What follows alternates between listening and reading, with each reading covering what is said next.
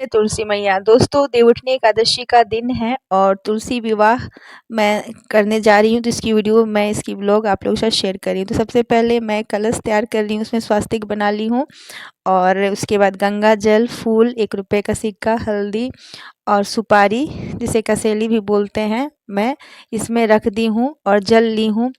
और उसके बाद ऊपर दोस्तों चिवड़ा रखी हूँ मैं, आप गेहूँ भी रख सकते हैं क्योंकि आज चावल का उपयोग नहीं किया जाता है, ठीक है। उसके बाद नारियल में मैं 5 बार कलेवा लपेट दी हूँ, ऐसे भी काम चल जाता है। आप चाहें तो इसमें आप जो लाल कपड़ा होता है उसे भी सालू कपड़ा ले सकते हैं लपेटने के लिए। उसके बाद दोस्तों आप स्वास्तिक बना लें, मैं अबीर से ही स्वास्तिक बना ली हूँ। और उसके बाद दोस्तों पान का पत्ता में मैं गौरी और एक गणेश भगवान को स्थापित की हूँ। गणेश भगवान को मैं एक सुपारी में मौली लपेट के उनकी प्रतिमा ले ली हूँ और हल्दी की गांठ को मैं गौरी माँ के रूप में ली हूँ। उनमें भी मैं वस्त्र के रूप में मौली धागा को लपेट दी हूँ।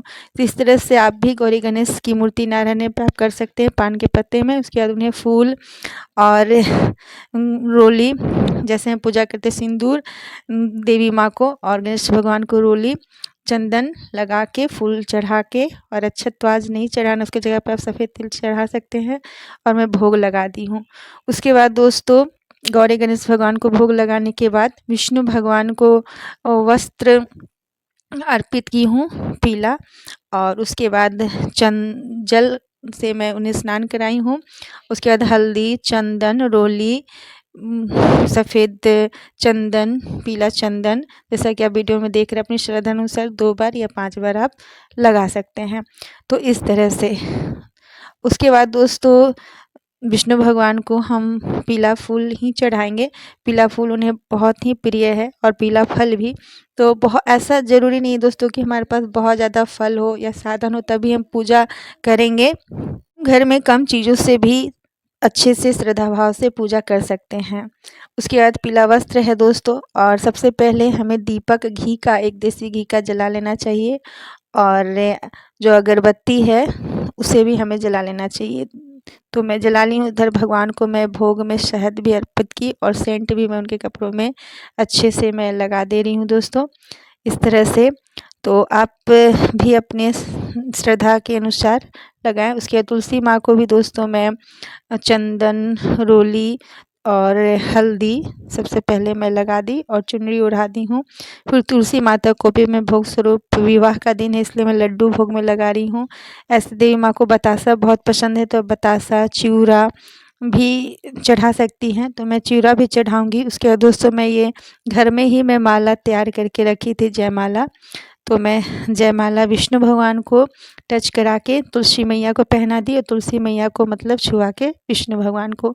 उसके बाद जितना भी श्रृंगार का सामान है दोस्तों आप चढ़ा दें या लगा दें अपनी श्रद्धा के अनुसार, जैसे आलता है, मेहंदी है, चूड़ी है, सिंदूर है, बिंदी है, बिछिया भी चढ़ाया जाता है दोस्तों। तो अगर आप चाहें तो बिछिया, मंगलसूत्र, बर्तन भी दान के लिए चढ़ाया जाता है, तो आपकी सामर्थ्य है तो आप चढ़ा सकते हैं और वो चीज़ें भी आप दान दे सकते हैं। तो मैं दोस्तों श्रृंगार का सामान, नेल पॉलिश, जो भी क्षमता अनुसार मैं अपनी श्रद्धा से चढ़ा दी हूँ। तो इस तरह से आप कम चीज़ों से भी श्रृंगार का सामान से ही पूजा कर सकते हैं।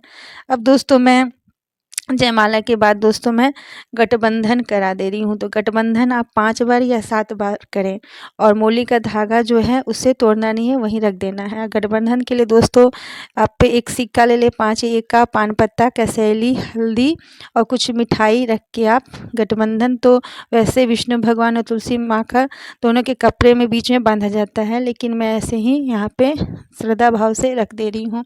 आपको सुविधा हो तो आप बांध लें।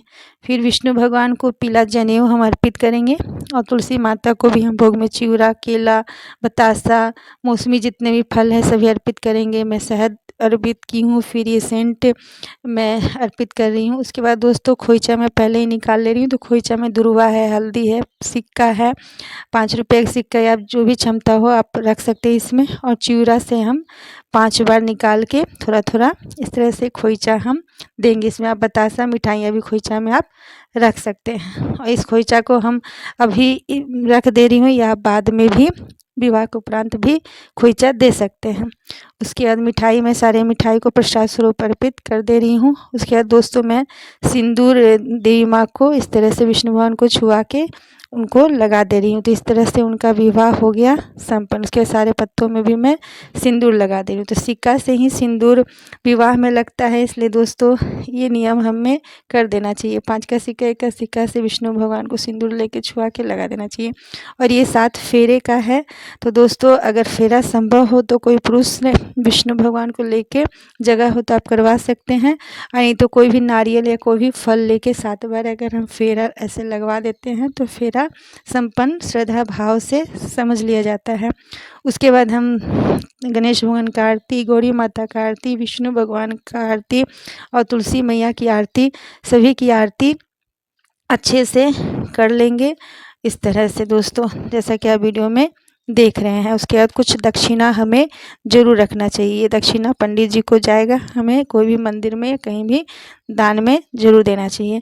उसके सारा पूजा संपन्न होने के बाद दोस्तों हमें जल से इस तरह से फूल हो या कोई चीज़ हो तांबा का या पीतल का, तो उससे हम थोड़ा सा जल लेके आचमन 5 बार कर देते हैं। उसके बाद हाथों में फूल लेके गंगा जल लेके हम अपना क्षमा प्रार्थना करते हैं दोस्तों कि जो भी पूजा में हमसे त्रुटि हो गई हो, गलती हो गई हो, तो हे विष्णु भगवान, हे तुलसी मैया हमें क्षमा करें।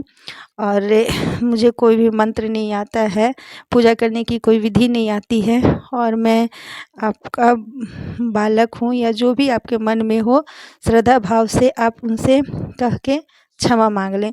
तो विष्णु भगवान, तुलसी मैया, सभी भगवान बहुत दयालु होते हैं, और हमसे जो भी कुछ अधिक हो जाता है, कुछ कम हो जाता है, या हम कोई चीज़ आगे पीछे भी कर देते हैं तो भगवान उसे माफ़ करते हैं। इसलिए पूजा के अंत में क्षमा प्रार्थना करना चाहिए।